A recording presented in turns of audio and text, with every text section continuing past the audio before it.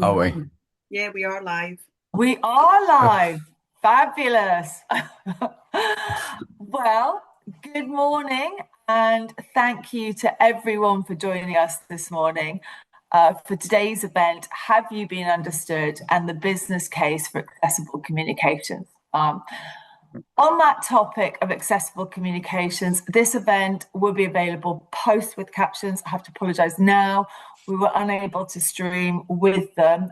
We'll also be doing a write-up, so we can share that with everyone afterwards. I am delighted to be joined by my brilliant panel.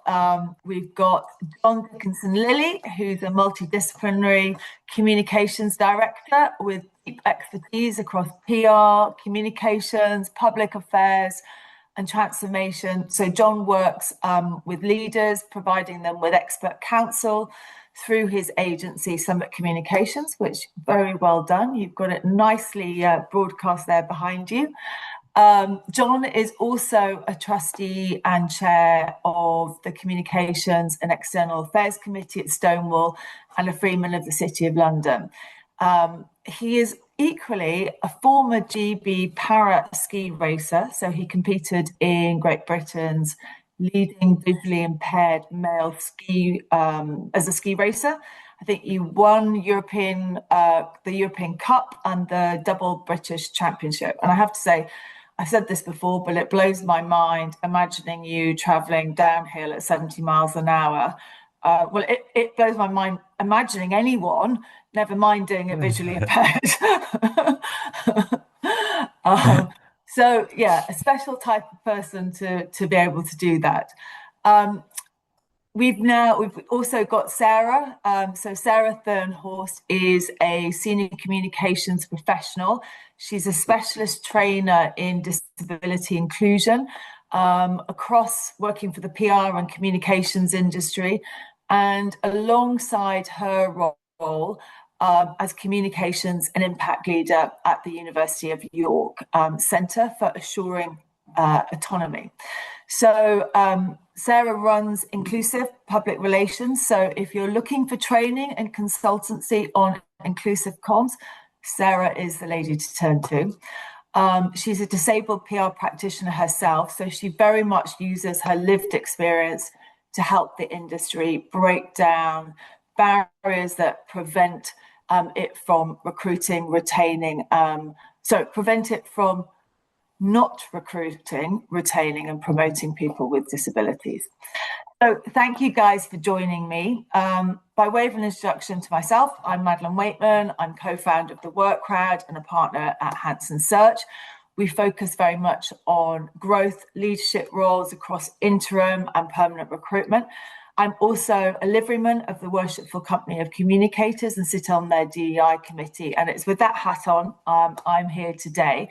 For those of you who are not aware of our livery, we're one of the youngest livery companies. We represent the communications industry in the City of London and beyond, with charitable giving and fellowship as our other two key pillars.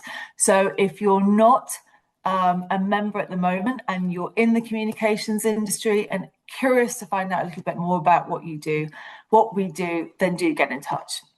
So our topic today, accessible communications.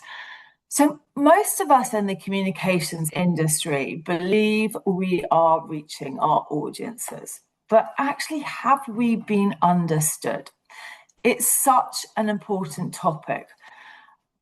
Recent stats I was reading said that 1 in 5 people in the UK today live with a disability. Many people experience the world in different ways. That very much differ from the assumptions that we have baked into our business communications, whether that's through blindness, deafness, dyslexia, ADHD, or just simply a different way that we process information.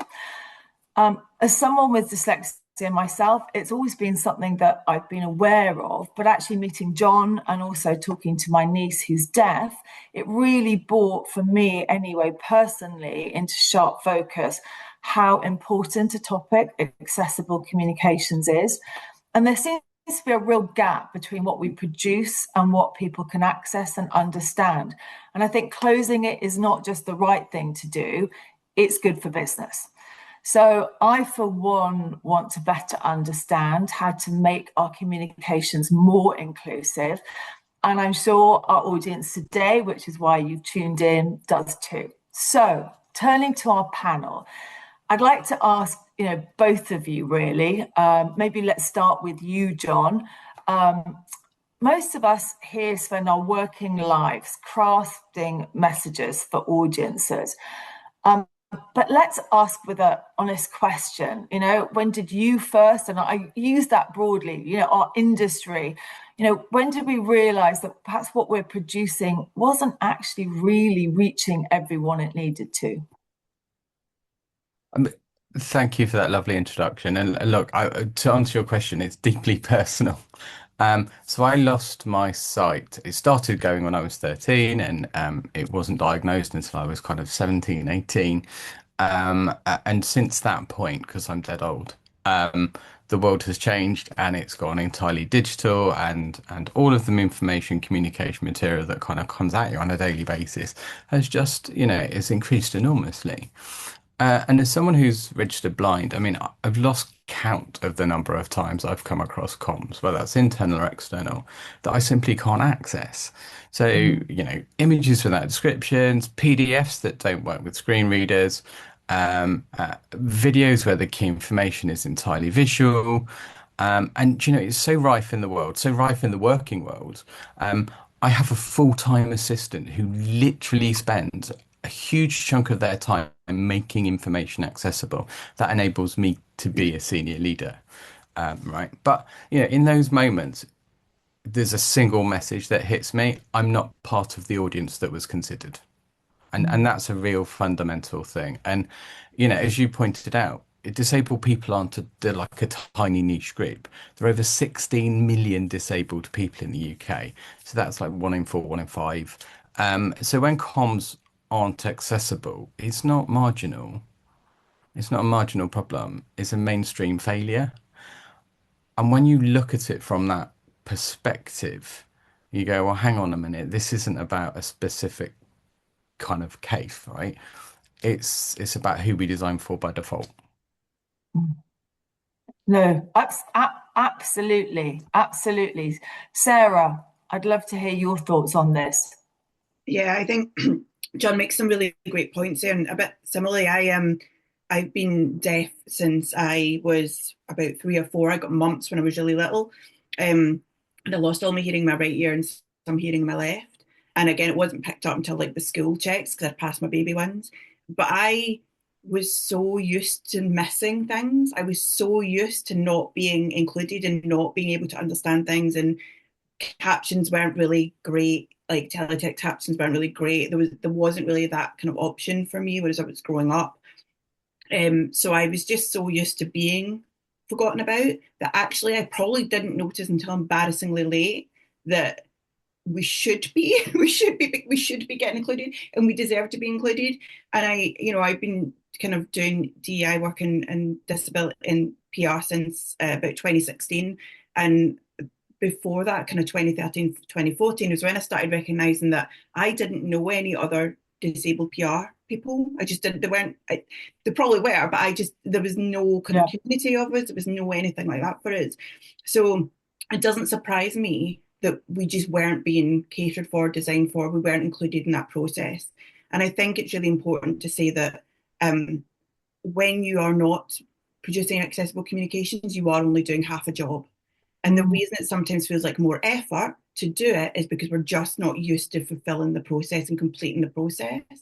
So I think that's sometimes why it feels like a lot of extra work for people when they start doing accessible communications as well, because they're not used to it. But actually, if you reframe it as we've only really been doing half the job and reaching half the people, so we need to like close that circle essentially.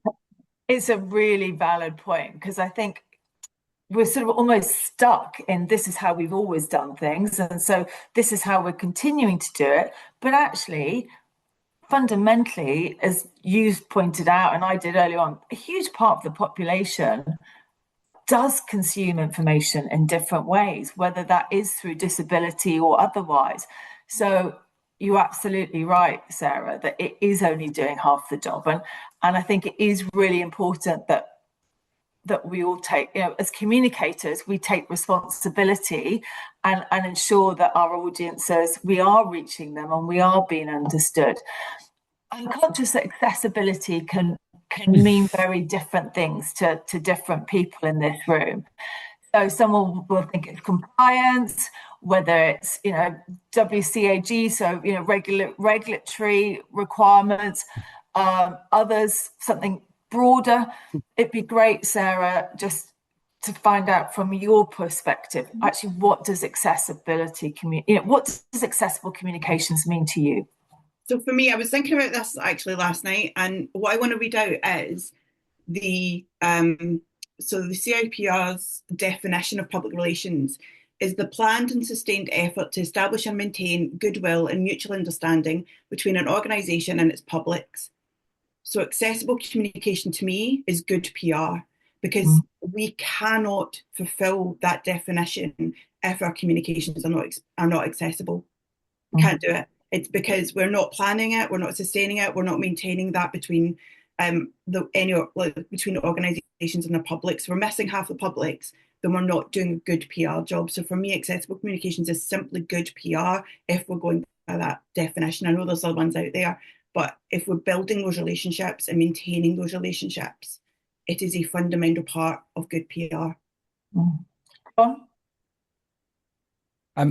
Gosh, I mean, everything that Sarah's just said, and I think it also means a number of things. So probably I might take a step back. So I think about accessibility through the social model of disability. So that means that I'm not disabled by my impairment, but by the barriers around me. So in communications, I think that then kind of leads me to the place where, are we creating barriers or are we removing them? And if you think about the role of communicators, our whole job is to take that quite often terrible mess that colleagues internally kind of create, and then they hand you something and say, "Could you comms that, please?" And I'd like it to be viral or whatever. Kind of all of those mad conversations that we all have to deal with. And it's the same. It's the same kind of conversation. It's the same task. Is that you just need to communicate that information. So if I don't have accessible information, it means I can't access, understand, or act on information independently. Now, whether you're asking me to purchase something, whether you're asking me to participate in something, whether you are asking me to fulfill a specific call to action because you want me to engage in a campaign, or even if you want me to access a specific kind of, medical information. I think I said to you when we met last, Madeline, I had to have an operation and I had to sign the consent form and it wasn't available in an accessible format. But they were like, "We're on the clock, you need to sign the form. Are you going to sign or not?" And so I had to sign a form, but I didn't actually know what I was consenting to. And then I had surgery and went under.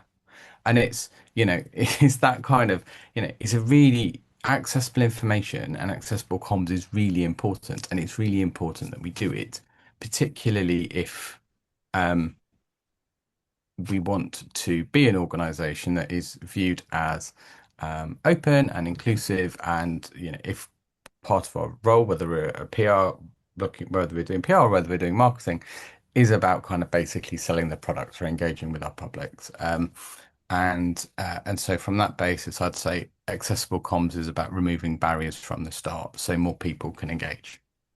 In a nutshell. I think that's a really, really powerful message, and it really resonates, because actually, like you say, it's the lack of accessibility that actually prevents you being able to access that information. If I think of it from a personal perspective, having had dyslexia growing up, at school I struggled, I was classified as slow learning, etc. And it was only until actually I was diagnosed and I was then able to access information differently that then I was able to excel at academically, did my 3 A-levels, went to university, etc. But so I think you're absolutely right. and now if we don't give people that access, then we're not, as Sara said, doing a job to our public in terms of our target audience, and ultimately that's bad for business. Sara, you've spent a lot of time working directly with comms teams. It'd be great to hear from you where you feel or where you see the biggest gaps are in how organisations actually approach accessible communications today. Yeah, I think the biggest challenge that I see consistently is accessibility not being included at the start. And that continues to be a challenge. And most organisations will produce the campaign, produce the materials, and then someone might say, "Oh, do we have captions for this or a transcript for that?" And it's usually a singular accessible thing rather than a kind of broad spectrum. And what happens is if you don't include it at the start, you haven't included that discussion piece about what other formats you could do, right? Because the thing is, accessibility means you can actually be quite creative in what you produce and how you produce it. So as long as you're doing that with the involvement of disabled people or taking advice from people who know and who use like assistive tech or process information differently, then you can be quite creative in what you produce. We've seen that with different campaigns. We've seen that over the years, like the Maltesers ad that had BSL in it, which was one of the first. There's the Cures Down campaign with the modelling actress who has Down syndrome. I can't remember her name, I'm so sorry. But there's loads of really creative ways to do campaigns that are disability inclusive. And I think sometimes the view is that it's limiting rather than it's freeing. And it can be very freeing. So I think from an organisational point of view, consider it right from the briefing point, and that includes budgeting. So including the cost, because unfortunately some accessibility does cost money. If you need to put captions on things, if you want to do my chronic illness brain in real time, like a audio description. PSL. I couldn't get the word. Audio description for another type of output, or an easy read version, for example. You will need to build that into your budget, because you might need certain expertise or certain tools in to do that as well. So I think from the comms team point of view, the earlier that you start thinking about accessibility and the ways you can bring that into all your campaigns, whether that's internal or external, the better your finished campaigns are going to look. Can I ask you, sorry, John. I was just going to say, just a small build on what Sara was saying as well. Like, so I think one of the things that accessible comms does, I think it's really helpful in strategy. Because you need to think about the resources that you're going to use, it actually enables you to boil the message down a bit. So rather than saying all the things you ever want to say, and we've all kind of had some of those tedious conversations internally as well, where we're trying to convince colleagues that we need to say less. This is a great way of also winning that argument. But it really does help focus your mind strategically on, what is the key message? What is the key message? What is the one thing I want people to think, feel, do? Like, how do I make that journey happen in the funnel? And so it does add strategic clarity. As Sara said earlier, like, if you think about accessible comms as part of the process right at the beginning, it's a real strength. It's not a weakness, and it's not an extra burden. It enables you to bring a level of clarity that otherwise you might not bring, actually. I love it. It's great. Like, putting stuff in easy read is wonderful, because you really need to think about what words are you going to use and what is the best image to describe that, so someone, a learning disabled person, can access that information. It's superb for clarity. Yeah. I mean, you mentioned easy read there. I was going to ask you, Sara, because you talked about different tools. So actually, probably for both of you, what tools would you recommend to our audience, to me and to our audience? I'm participating because I want to learn more. Gosh, I think okay. So easy read, I think you can do internally. I don't think you necessarily need an external tool to do that. It just, like John says, you need to think very carefully about how simply and clearly you can convey that message.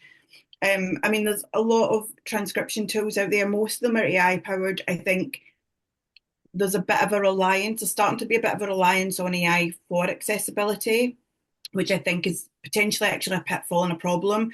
I have captions on the screen now, and they're not great. They're not great. Yeah. So I think maybe don't rely too heavily on AI tools. Use use like I mean, I've used a stenographer in the past, so I needed high level of technical accuracy for an internal workshop we were doing, and I hired a stenographer.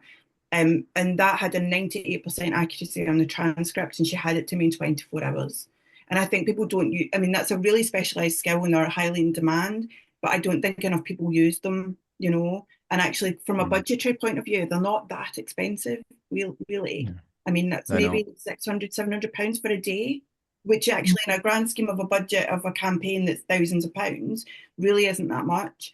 So those kind of tools. I mean, there's a lot of there's really simple, easy wins. So if you're producing documents, for example, use your H1 headings, use your alt text, learn how to do alt text properly. Don't I still see people using alt text for really weird things, and it's a bit garbled, and like they're using it as Yeah. a sales tool, and it's not. You can be you can be descriptive. So I would probably put something like that. If it's a photo of me, I'd put I'm a white woman with grey hair. It's half up, half down style. I'm wearing a green top and looking at a camera, for example. Try and give those Yeah. descriptions. So I think tools are great, but I would also say there's a little bit of self work. We need to do Yeah. the individual work to do that as well. We can do a lot of this ourselves if we learn how to do it. Yeah. And there are loads of great resources out there as well. So if you want some entertaining sass, follow RNIB on RNIB is super sassy and hilarious, but their social team is excellent at talking about accessible comms. So, how to do kind of like really good descriptions of things, how to do alt text properly. Like one of the things that does my head in, so I use magnification and screen reading. And if I'm looking at kind of like LinkedIn posts, like people please stop using 57 different emojis, right? A, I think it looks a bit childish. Personal opinion might be unpopular. But B, I'll get kind of like smiley face, laughing face, strong arm, heart. Like all of a sudden, like your sentence is being completely broken up by like random words. It doesn't make any sense. Because the screen reader will just literally read out what's written down. And so if you lose loads of emojis and stuff, like you lose the power and intent of your message. That's not Mm. to say that you can't think about how you optimize, but maybe use one emoji instead of 20. Yeah. And some really, really simple things. And actually, it does make your copy look cleaner. It does make it work better for the algorithm. Yeah. There are things that you can do that can work really well.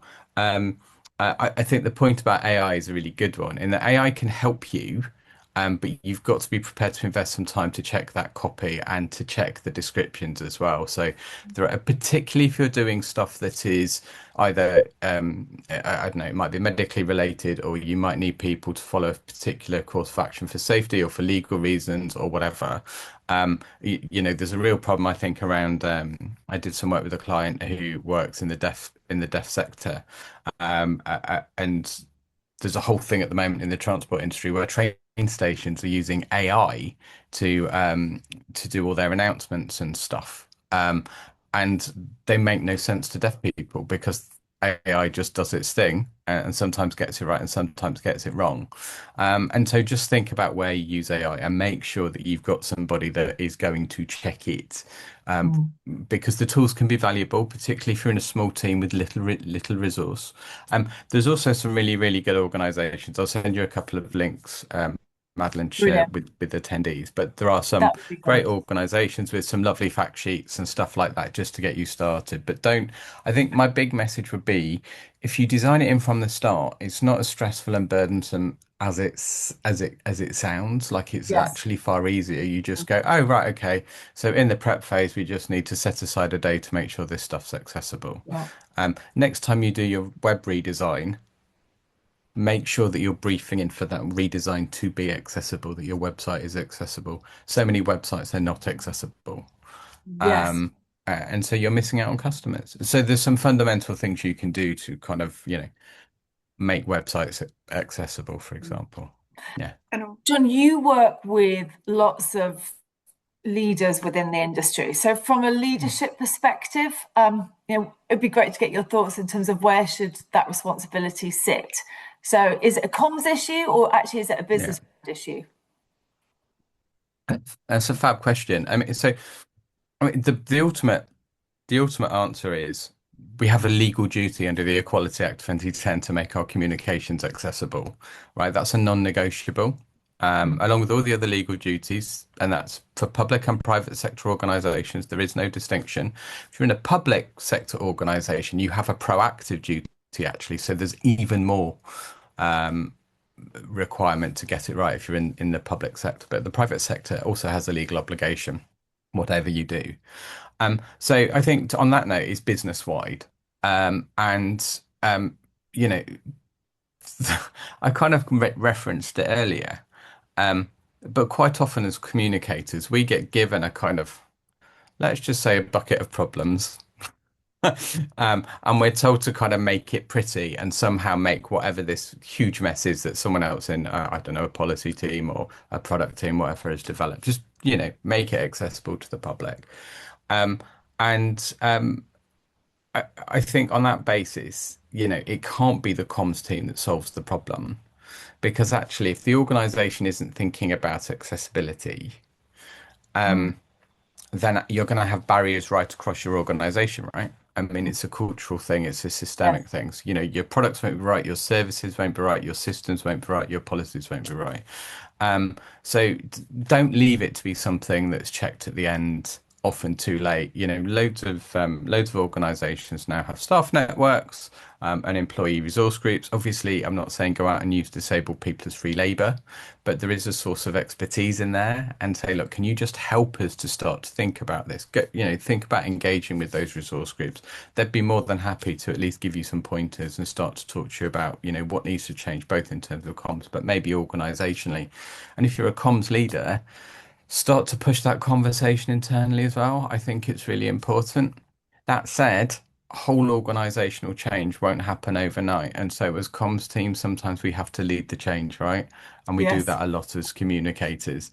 And so what I would say is at the end of the day, there is there is ultimately a bit of a responsibility on the comms team to do some of that leadership and that role modeling within the organization and potentially within the sector. If you're a commercial organization, you've got 16 million customers who may not be accessing your products or services. Like there is a huge business case there for you to kind of like get a market edge. And so I think it's a whole organization thing. I think it's a business wide thing. But I suspect, as ever, the comms teams will be will be left to lead and inspire change. I think you make a very valid point, which is that actually, if it's not a business, one, there's a legal requirement, but two, from a business perspective, it needs to be baked into our culture. And ultimately, yes, comms might be leading the way, but if it's not baked in from the start, as you say, product, everything effectively is failing. Sara, obviously you work with lots of comms teams, but are we thinking about the communications industry as a whole? We have quite often been told, whether we're talking about accessibility or diversity, that are we actually designing communications for ourselves? So is the limit in terms of the limitations within the industry rather than our audience? It'd be great to get your thoughts on that. Yeah, that's a good question, and I think the answer is probably a little bit of both. And that, just to touch on what John's just said as well, some of the organisations I've worked with recently, when they've asked me to consult on accessible comms, what they are seeing more and more is a requirement for diversity and accessibility in proposal briefs and requests for proposals and briefs that go out. So the organisations themselves are putting measures in place that say that the suppliers we want to work with need to deliver accessible, diverse communications. So there's a shift happening in what agencies and teams are being required to do, and that's good. but a lot of teams are still a bit underprepared for it because it's relatively new. So they're still trying to get to grips with what that looks like and how they do it. But I think it's an interesting shift in that it's driving change. So we're definitely seeing that need for baked in, like foundation level accessibility start to happen. And some of the organisations that I've worked with that have been the most engaged about it have been where it is. It's not top down, but it's organisational wide. It is culture change, but it's a proactive culture. So they've deliberately been trying to set up working groups for different groups, whether that's a disability group or a LGBTQIA group, whatever it is. They've been trying to set up individual groups to support employees within organisations, but they're also like having discussions about how they do better, about how they can be better communicators by incorporating like diversity and accessibility into their everyday communications as well. So I think, oh my God, totally forgot what the original question was now. But I think there's, sorry, remind me. So designing, basically, think about designing communications for ourselves rather than we do, because we do have a massive diversity problem. Like, we know that. And I even hate calling it a diversity problem because it isn't diversity's problem. There is diversity. We're just not. We're just not good at it. Like that's a different problem. So I think how we even talk about it is a challenge, and we should reframe that. It's what John was saying at the start, really. Yeah, we have to reframe it, right? Because if we think that diversity is the problem, then we're always going to be trying to solve that problem rather than solve the challenges with us as people and at an organisation, an individual and organisational level. And I think the more diverse teams produce more diverse comms. It's a really straight line, really short straight line. Like there's no, it's quite straightforward, and they are better performing teams as well. They're better performing in terms of fees. They're better performing in terms of bottom line, in terms of profit.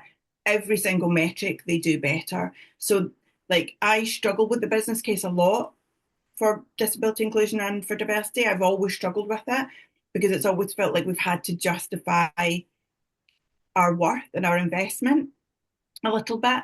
So I think reframing that to something that's a bit more like we can all be, we can all do better. It feels odd to me that as like someone who's disabled, I have to like fight to be included in something that my husband can be included in quite without any effort. So I think there's a lot of internal work we need to do to talk about, to reframe how we talk about accessibility, how we talk about disability inclusion, and how we talk about diversity overall, to make sure that we do those things better, so our internal and external communications are better. Very, very, very good point. Thank you. So I'm conscious of time. So these are like quick fire questions. We've got a few questions from our audience that have kindly been pushed through. So both of you, one thing every communications professional should stop doing. I'm going to say stop assuming that there's no disabled people in your organisations or in your audience, because I think we just assume that they're not there. So stop assuming, and assume the presence of disability in your organisations and in your audiences. John. Act accordingly. Yeah. I was going to say exactly the same thing. And I think that's probably telling. Yes. We're not an edge case. We're a significant part of your audience. And if that means you need to go back and look at your personas, go back and look at your personas. It's really, really worth the investment. Well, that may be an answer to my next one, which is one thing you should start doing. John. So I would kind of go back to that point where I almost started, really, which is about start applying the social model in your day-to-day work. Right, rather than saying how can disabled people adapt to our comms, start thinking about what are the barriers in our comms and how can we remove them, right? Because that is about comms efficiency and effectiveness, and that's the thing that we all want, right? Sara. This might be a slight plug, I'm sorry. There's a suite of inclusive guides I wrote for the CIPR, and they go right through from understanding like basic disability inclusion right through to allyship, advocacy and accomplices. So it's a full suite of 5 guides. They're free to download. I would start there as just learning, and they talk about the social model, they give tools, there's lists of resources in there, and it's a really good foundation learning point for everybody to just make that jump. Brilliant, thank you. Now, I'm just going to have a little look at some of the questions that have come through. So Anna Rose Murch had said, how do we incorporate neurodiversity practice into, I've got this, I'm going to have to just expand it out because, there we go, into compliance with the new employment laws that are in force on the 1st of April? Does anyone want to answer that one? Go on, Sarah. I think the neurodivergence discussions that are happening are really interesting in our industry. My exposure to that, not being neurodivergent, or neurodiverse, is that a lot of that comes down to, again, to communication, how we communicate, clarity of communication, trying to understand how different people work, how different people process information, how different people act in the workplace, how they are best suited to a workplace environment, and working with your line manager to put those accommodations in place. It comes down to, I'm assuming that's sort of what this is about, is practice rather than for employment law rather than external communication. So apologies if that's not what you mean. But that comes down to your accommodations, and obviously talking about what you can and can't put in place with your line manager and things like that. But there are a lot of ways that a lot of systems that you can put in place to try and support neurodivergent employees. I was just saying internally, there's loads of stuff.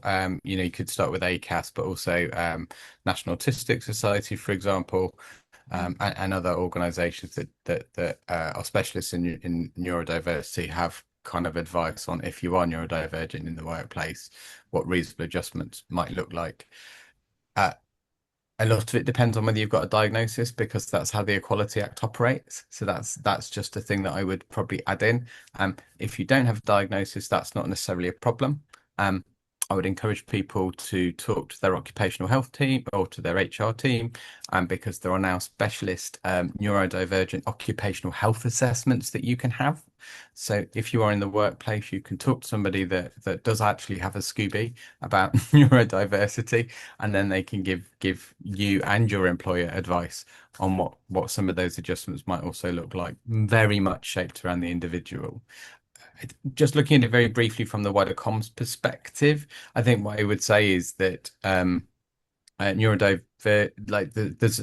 rest of the disability community has an awful lot to learn from how the neurodivergent community has managed to advance its cause and have such a great public conversation, because you can barely move on LinkedIn now for conversations about neurodiverse inclusion. I've not seen a single LinkedIn event about how to include blind people, how to include deaf people. Like the other disabilities kind of aren't doing the same kind of brilliant job of advocating for themselves. And so what I would say as communication leaders, right, is that there's loads of stuff out there for neurodiversity. Brilliant. Look at it, use it. As Sarah said, quite a lot of that is around clarity of message and choice of channel and medium and all those really important things. But think about all of those audiences, because there are lots of people with different kinds of impairments. I mean, you listed a few outright at the beginning, Madeline. And so I think just think about the wide range of disabilities that you have to consider, because some require a slightly more technical solution than others. And I think fundamentally, it's, to me, it's thinking, actually, as individuals, we all consume information in different ways. So actually, as businesses, we do need to be thinking about how we reach our audience and how actually our audience can access that information, so that, we're reaching everyone with parity, and as it were. Final question for you both. What does good look like in 3 to 5 years' time? John? Oh, good accessibility is built in, not bolted on. I would say that is an organization and particularly a comms team that's routinely designing for the 1 in 4 um, population without needing to be reminded. I think it also looks like disabled people being involved much earlier, so shaping communications, not just kind of responding or reacting to them.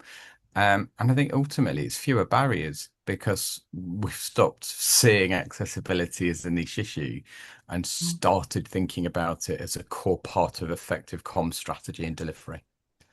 Yeah, brilliant. Thank you. Sara. I think I mean, everything John said for a start, but to add to that, where I'd like to see a point where we're no longer surprised by something being accessible, that we're no longer like sharing and Yeah, posting about it just because one particular campaign has done really well in accessibility. Like it's just so yeah, normalized and so standard yeah, that none of us bat an eyelid that it's the way it is. And I yeah, think I would love in 3 to 5 years if it's just like, well, of course it is, rather than, oh my God, look, they did a really great thing. So it'd be nice to see that shift happen. yeah, absolutely. No, couldn't agree more. Well, thank you both, Sara and John, for joining me. I think, as we said at the start, it's a really important topic. And I think ending on that in terms of what good looks like, it is a business problem. I think comms teams, absolutely, as you said, John, can perhaps lead the charge with this. And I think importantly, as you've sort of concluded on, Sara, it should be the mainstream. Actually, we talked about the start that it's how does our audience access and consume information, everyone as individual, whether that's through disability or just how we process and access information. So making it accessible to all is fundamental so that actually we are understood as business leaders. Well, thank you to our audience for joining us. As I said, we will be sharing a recording of this with captions. We will have a write-up. We are going to be trying to make our own communications more accessible moving forward. If there are any additional questions, John sort of said he'd kindly share some information. So we'll hopefully make that available. Do let us know. And thank you all for joining us this morning. Thanks, John. Thanks, Sara. Thanks, everybody. Bye. Bye. Bye.